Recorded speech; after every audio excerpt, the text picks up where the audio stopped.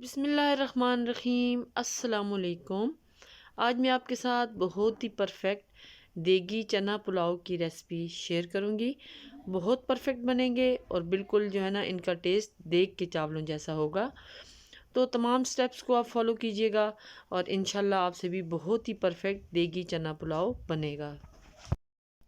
आगे चलने से पहले आपसे मेरी रिक्वेस्ट है कि अगर चैनल को सब्सक्राइब नहीं किया तो प्लीज़ चैनल को सब्सक्राइब ज़रूर कर दें और बेल आइकन ज़रूर प्रेस कर दें ताकि हर नई आने वाली वीडियो आपको बर वक्त मिल सके। तो इस देगी चना पुलाव को बनाने के लिए हम बासमती राइस यूज़ करेंगे। मैंने यहाँ पे 750 ग्राम चावल लिए हैं और आप इन्हें तकरीबन आधा घंटा पहले भिगो कर रख दें। उससे चावल बहुत परफेक्ट बनेंगे और बहुत ज़्यादा वो खिले खिले होंगे और उनकी लेंथ भी ज़्यादा हो जाएगी। 250 ग्राम मैंने सफ़ेद चने लिए हैं जिन्हें मैंने रात भर भिगो के रख दिया था और उसके बाद मैंने इन्हें नमक डाल के अच्छी तरह से गला लिया है। एक गिलास ये इसमें से मैंने यखनी का भी निकाला है। यखनी डालने से हमारा पुलाव बहुत ज़्यादा परफेक्ट बनेगा। तो ये यहाँ पे कुछ खड़े मिसाले हैं, ये हम यूज़ करेंगे। और इसके साथ ही दीगर मिसालों में मैंने सुर्ख मिर्च ली है तकरीबन 1 टीस्पून, काली मिर्च ली है हाफ़ टी स्पून और 3 चम्मच मैंने नमक ले लिया है। इसके साथ ही पुलाव मसाला ले लिया है मैंने शान का, 2 चम्मच मैंने पुलाव मसाला इसमें ऐड करना है।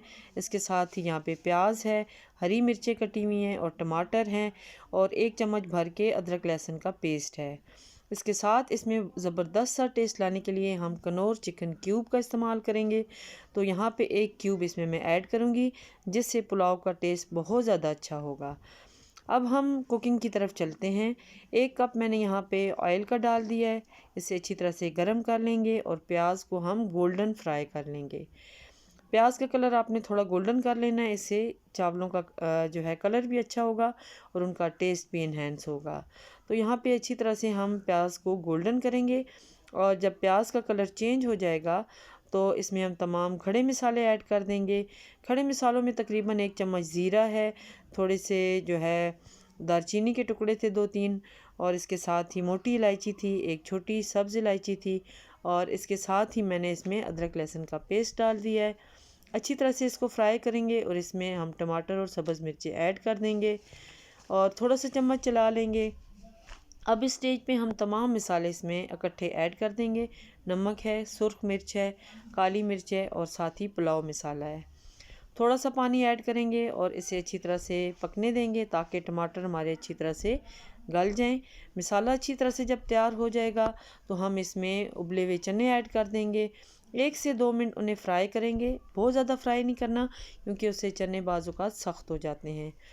तो इसके साथ ही हम इन्हें फ्राई करेंगे और पानी ऐड कर देंगे।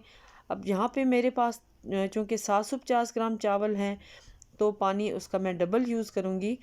तो वो तकरीबन 3 गिलास चावल थे और मैं उसका डबल करके 6 गिलास उसमें पानी के ऐड करूँगी। यहाँ पे चिकन क्यूब भी मैंने अच्छी तरह से तोड़ के ऐड कर दिया है।